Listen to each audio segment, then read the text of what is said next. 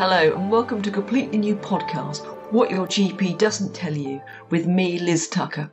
In this first episode, I'm going to be joined by Professor Joanna Moncrieff, the lead author of a recently published study in molecular psychiatry, which found no convincing evidence for the idea that low serotonin levels are connected with depression. And we go on to talk about how different researchers have looked at largely the same clinical trial data, leading one group to claim that SSRI antidepressants do work, and another that they don't. So how can both of those things be true? And Joanna discusses emerging research from the sexual medical literature, which she says suggests that around 50% of those taking SSRI antidepressants may suffer sexual problems. But before we get to that interview, I'd like to explain a little bit about me. I've begun this podcast because I believe that too much medical journalism is simply becoming PR, and that there's less and less journalistic rigour and scrutiny of the facts. You see, it seems to me that often medical stories explain the science behind an innovation, typically how something is supposed to work or be effective, but there's frequently little investigation into the accuracy of those claims, and critically important factors such as who funded the work and potential conflicts of interest are often overlooked. The example I gave in a recent Substack article was, if you can imagine there was a company operating, say, in the sugar industry, and they put out a press release saying that we should all eat more sugar, then I think without a doubt people would start to ask questions and journalists would be asking about conflicts of interest. But somehow those same questions are not asked if, for example, a pharmaceutical company puts out a press release promoting a drug. That's not to say that there's not important and relevant information produced both by the pharmaceutical industry and other industry bodies. But it simply means that we should apply the same levels of journalism to this as we would in any other area of reporting. And in my experience at the moment, that just doesn't happen. And now a little about my background. I'm a medical journalist and former BBC producer and director, and I've also made programmes for my own company. My productions have won a number of prestigious awards and have been shown in over 100 countries. But rather than me boring you about my background, if you'd like to go to my website, whatyourgpdoesn'ttellyu.com, you can find out more about me there. And finally, as I'm sure you can understand, producing a podcast like this, providing unbiased, rigorous and well-researched science, is expensive to do. So if in the coming weeks you feel able to support the podcast, I would really welcome that. You can support the pod at patreon.com/whatyourgpdoesn'ttellyu, and you can follow me on Twitter at Liz C. Tucker. And now back to the interesting bit, the interview with Joanna. Professor Joanna Moncrieff is a practicing psychiatrist and Professor of Critical and Social Psychiatry at University College London. She's also a founder member and co-chair of the Critical Psychiatric Network, a group of psychiatrists sceptical of the idea that mental disorders are simply brain diseases. This is the interview with Joanna. So Joanna, thanks very much for joining me today. Thanks for inviting me. Depression's a word that we all use, I think, in the colloquial sense. What do you as a psychiatrist mean by depression? I think that's a really good question, and I'm not sure that psychiatry knows what it means by depression, actually. The conventional answer is that it's a condition that is characterised by a pattern of symptoms which are listed in various diagnostic manuals. And when someone ticks a number of those symptoms, they qualify as having depression. In my view, that's actually not a very useful approach. There are patterns of behaviour that we refer to as depression. I'm not sure that it's that useful to regard it as a medical disorder in the same way that we might regard flu or tuberculosis or lung cancer as a medical disorder. Now, you've talked about the difference between a drug-centred approach and a disease-centred approach. What do you mean by those two things? The disease-centred approach is the idea that drugs for mental health problems work by targeting the underlying mechanisms that produce the symptoms of the disorder. Many people just assume that antidepressants must be working by somehow tweaking the underlying biology of depression. But there is an alternative way that antidepressants and other drugs for mental health problems are likely to be affecting people when they take them. And that's what I've called the drug-centred model. The drug-centered model is the idea that these drugs are active drugs that produce changes to our normal brain chemistry and thereby change normal modes of thinking and feeling and behaving. So if we think about recreational drugs like alcohol or cannabis, for example, we know that these drugs change brain chemistry and that those changes in brain chemistry have effects on people's thinking and feeling and behavior. So if you take alcohol, for example, we have this expression that that you can drown your sorrows in alcohol. We know that alcohol makes people feel temporarily euphoric, and that those euphoric feelings can suppress underlying feelings of sadness temporarily. That effect is not because alcohol is correcting any underlying abnormality. It's because of the mental changes that alcohol induces. And those are changes to our normal brain chemistry. They're not changes that are reversing any underlying abnormality. So the drug-centered model, I think it highlights that sometimes drugs can have useful effects by suppressing underlying unpleasant or difficult feelings with preferable drug-induced effects. But it emphasizes that these effects are produced by changing the normal state of the brain, and therefore drugs may have harmful consequences, especially when they are taken in the long term. So when the new class of antidepressants were introduced, the SSRIs, which are the selective serotonin reuptake inhibitors, it was suggested that they worked by boosting serotonin levels. But your recently published review study suggests that that's actually not the case. That's right. The idea was that the SSRI drugs would boost levels of serotonin and therefore effectively treat or improve depression. And it's been rumoured for many years that actually the evidence for this theory is not that strong, even though many thousands, millions of people across the world have been given the impression that links between serotonin and depression are well established.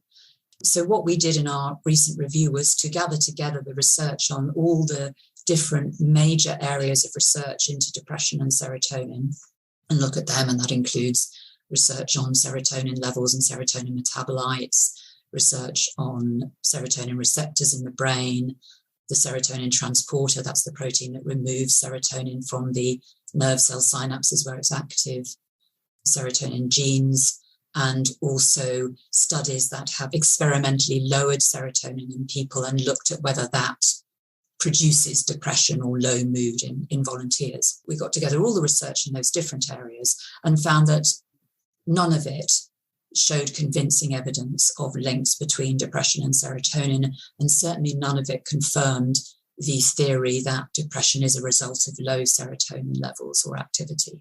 Given that the drugs were introduced in the 1980s, how has it been a tenet of belief for so long if we've had no good evidence that serotonin does have an impact?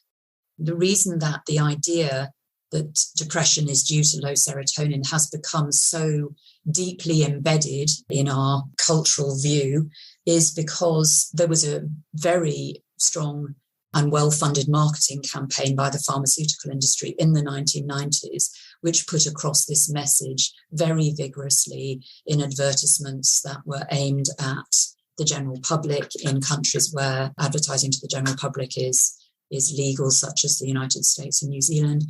And they also targeted doctors, basically established this idea in the minds of the public and in the minds of the medical profession that depression is related to low levels of serotonin and that SSRIs work by correcting this deficiency.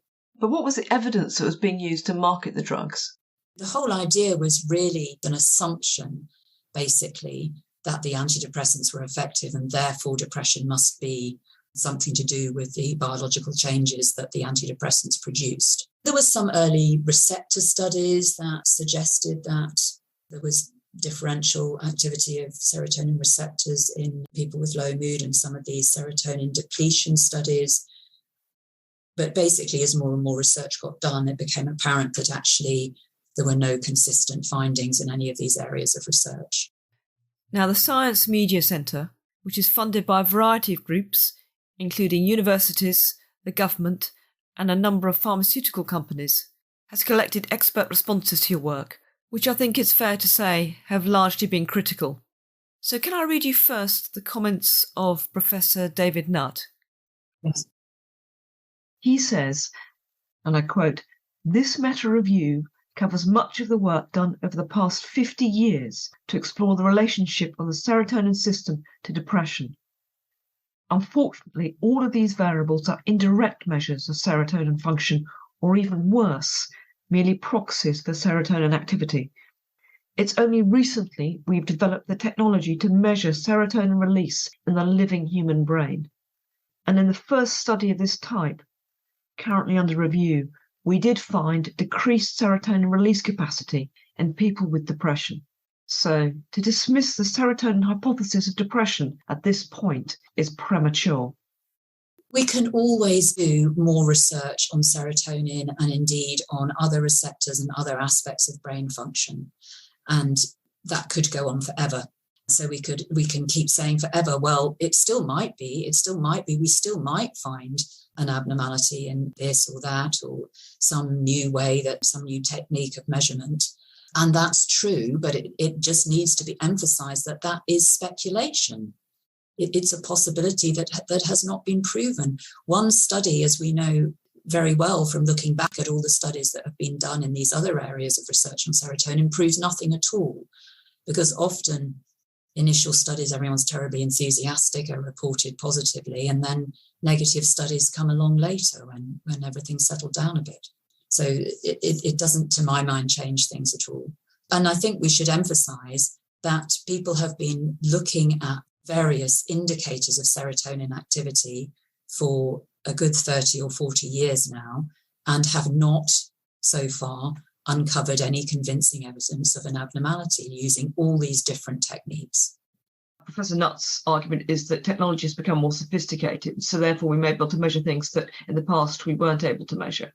Yes, and we might, but as I say, I think it's important to emphasize that is speculation at the moment. Nothing is proven, and we can go on speculating, but maybe at some point we have to draw a line and say, actually, we've done a lot of research into the biology of depression, and we haven't yet come up with anything that convincingly demonstrates an abnormality, certainly not that convincingly demonstrates abnormality that could be corrected by drugs. And the Royal College of Psychiatrists, in its comments to the Science Media Centre, include its position statement on antidepressants. This says, "The primary mode of action for most antidepressants is to target monoamine neurotransmitter function. The original idea that antidepressants correct a chemical imbalance in the brain is an oversimplification, but they do have early physiological effects and effects on some aspects of psychological function. They can induce changes in the function of brain areas that are associated with the improvement in depressive symptoms. In animal studies, they've been shown to increase the number and function of brain cells and the connections between them." So there's a lot to unpick in that statement. The first thing is, yes, antidepressants affect monoamines, affect various brain chemicals, but as we don't know that there is an underlying abnormality of those brain chemicals, the thing that they should have said is that antidepressants change normal brain chemistry. We don't know that they are working by correcting any abnormality, but we do know that they change normal brain chemistry. Now, that should make us a bit worried. Taking drugs that change brain chemistry can often have harmful consequences, especially if you take them for long periods of time. That's not to say that antidepressants might or other drugs might not be useful occasionally, but it is to say that it does mean we should be super cautious about them. So that's the first thing. The second thing about their statement is, yes, antidepressants do change mental states and behavior by changing brain chemistry. They do affect us. They are not inactive drugs, and they do have psychological effects. No one has bothered to look at these in great detail. Commonly, drug trials run for 6 to 8 weeks. There are very few studies more than 3 months. The sort of research that could really tell you about the sort of mental and behavioural changes that antidepressants produce would be research giving volunteers these drugs for a reasonable period of time and doing a very detailed assessment of how the drugs affected or changed their normal feelings, thinking processes and behaviours. And those studies haven't been done. What we do have, though, is a lot of reports from people who've taken them, from patients, that they have subtle emotional and mental changes, which are often recorded as side effects. So some of them make people feel a bit lethargic and a bit groggy, for example. Not all of them, but some of them do. And a lot of them seem to have an effect that is reported as emotional blunting.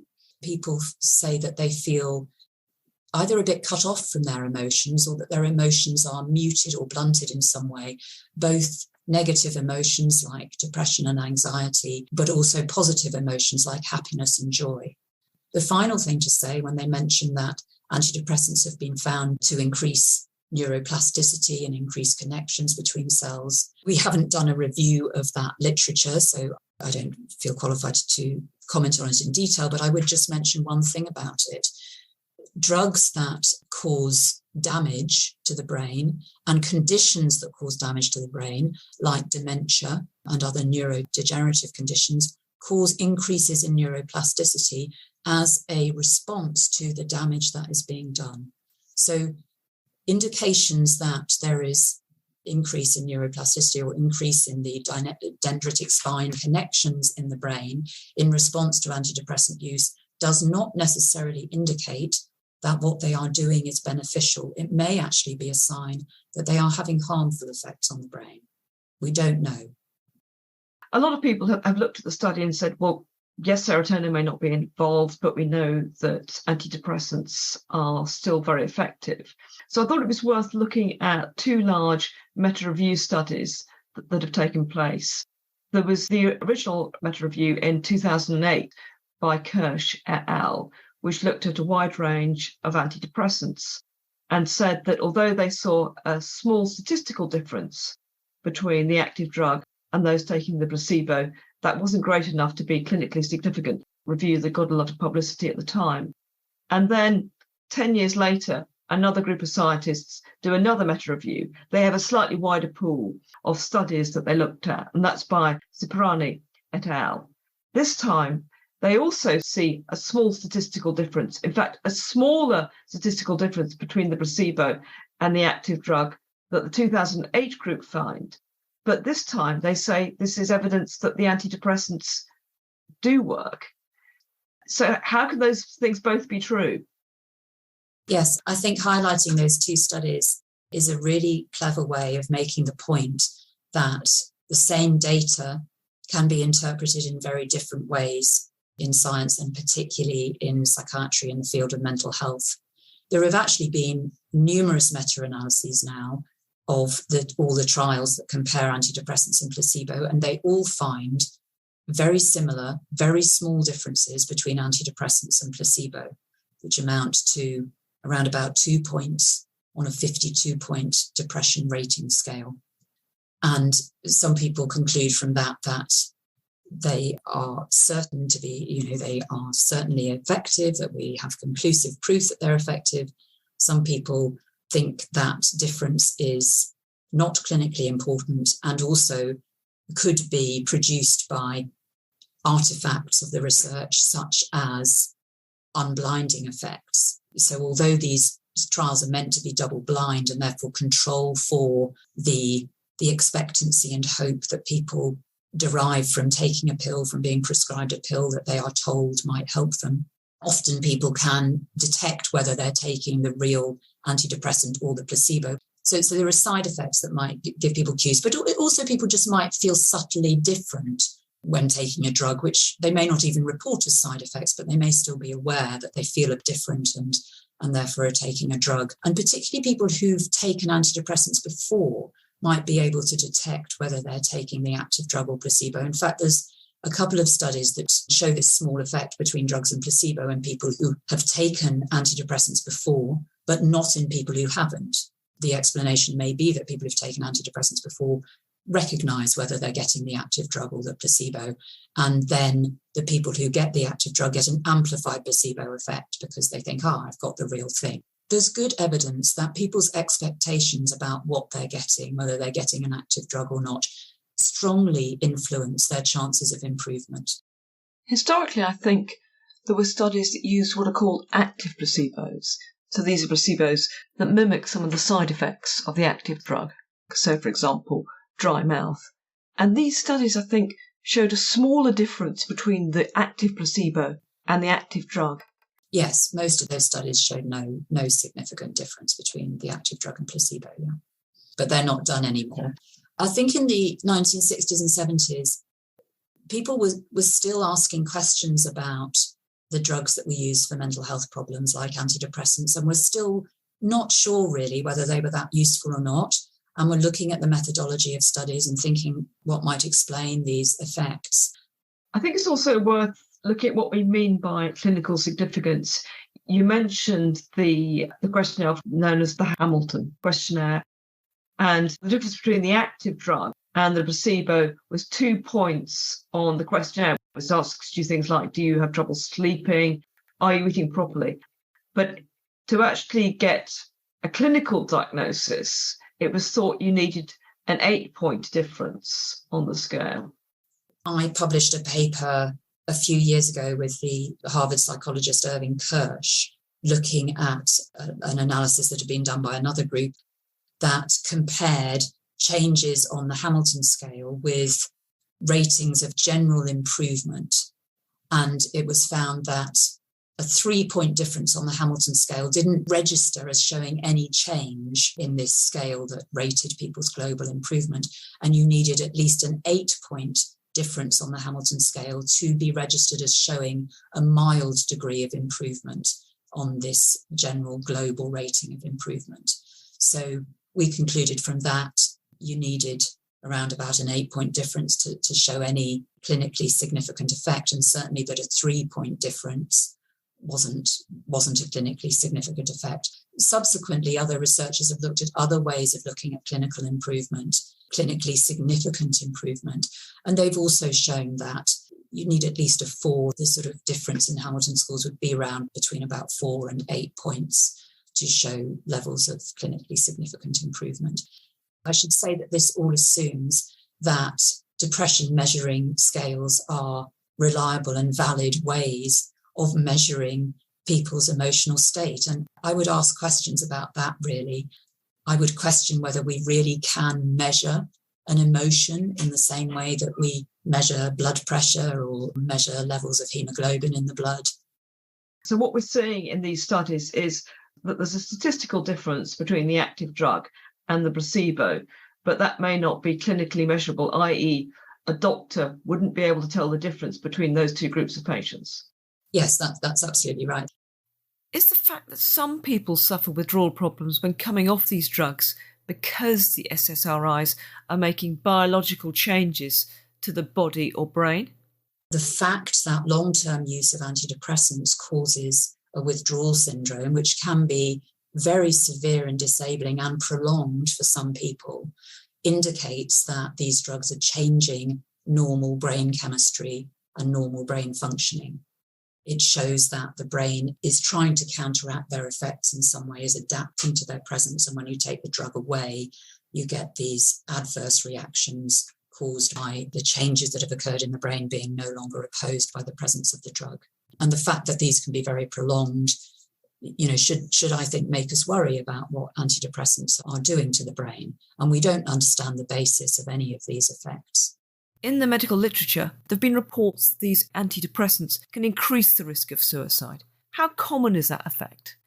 Suicide, thankfully, is very rare, and even suicidal ideation and attempted suicide is fairly rare. So it's been very difficult to find the evidence on this. But it does seem there's more and more data suggesting that in younger people in particular, occasionally these drugs can make people suicidal, probably because they have this effect of inducing a state of agitation and restlessness and impulsivity.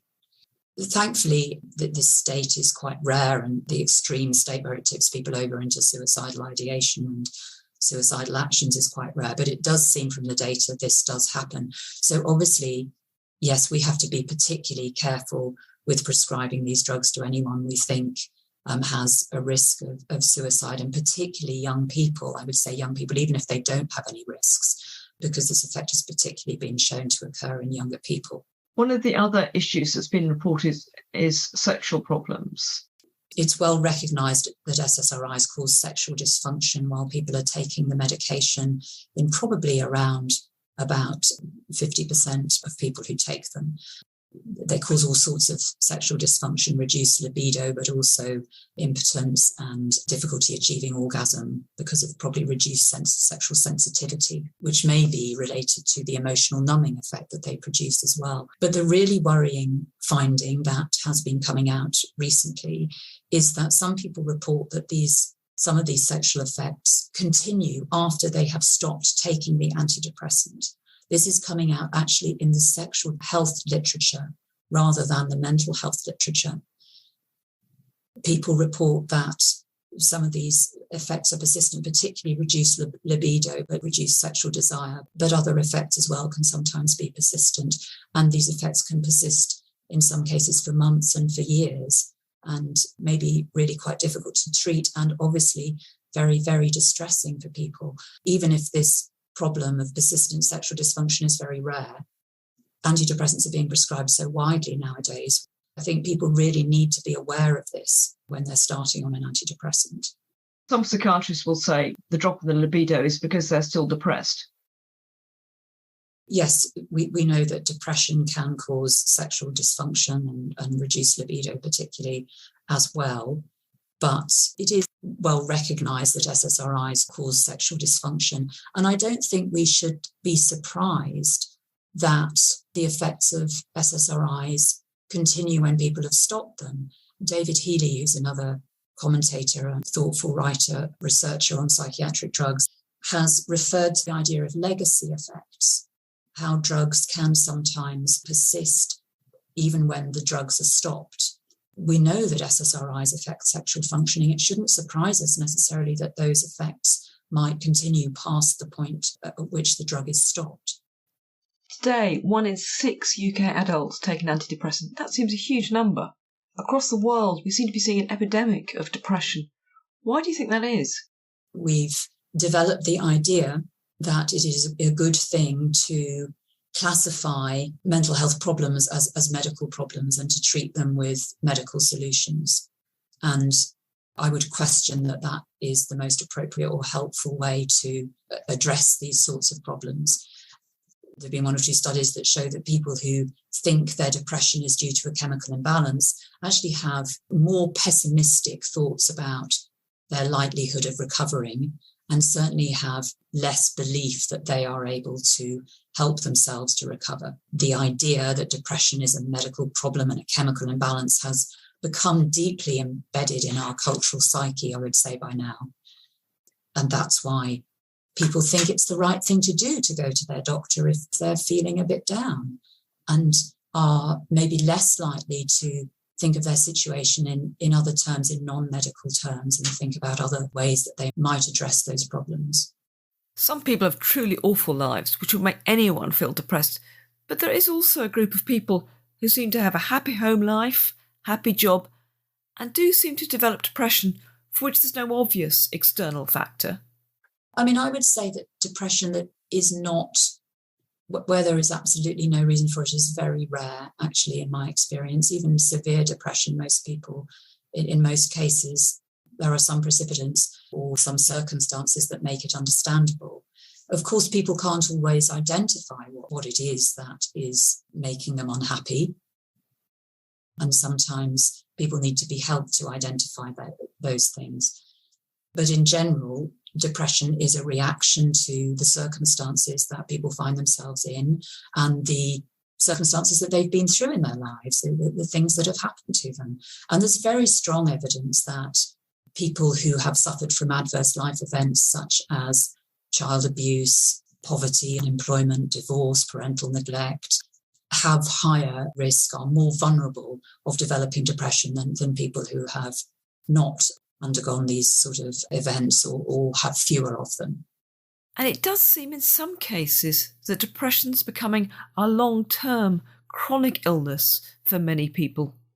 I don't know that we have good evidence that it is more chronic than it was, but we do know that an awful lot of people are taking antidepressants on a long-term basis for years, if not for decades, which suggests either that they're chronically depressed or that even though they get better, they are so anxious about stopping their medication and feel they desperately need it that they are unable to stop it. Or, of course, that they have become physiologically addicted to it. So they've tried to stop it and they can't because they experience withdrawal symptoms. Of course, a lot of people who experience withdrawal symptoms will mistake them for relapse, or professionals will mistake them for relapse, because withdrawal symptoms include low mood, but particularly anxiety. And people may think that they're having a relapse when they experience withdrawal symptoms. So I think we may be perpetuating problems by enabling the situation where lots and lots of people end up on long-term antidepressants. Given your perspective, what are the times when you would consider giving a patient an antidepressant? So I do prescribe antidepressants occasionally because they are recommended in NICE guidelines, and I don't think it would be right to deprive patients I see of things that are recommended in NICE guidelines.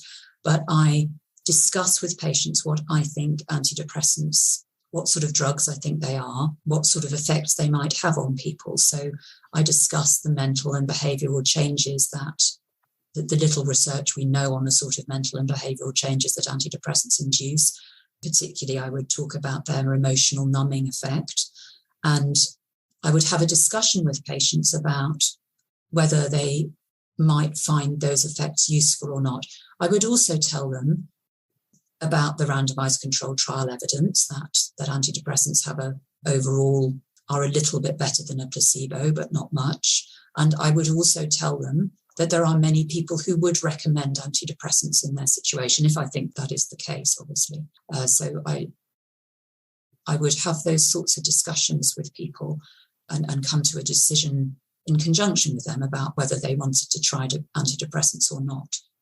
I always try and discourage people from taking antidepressants on a long-term basis because of the problems with dependency and withdrawal.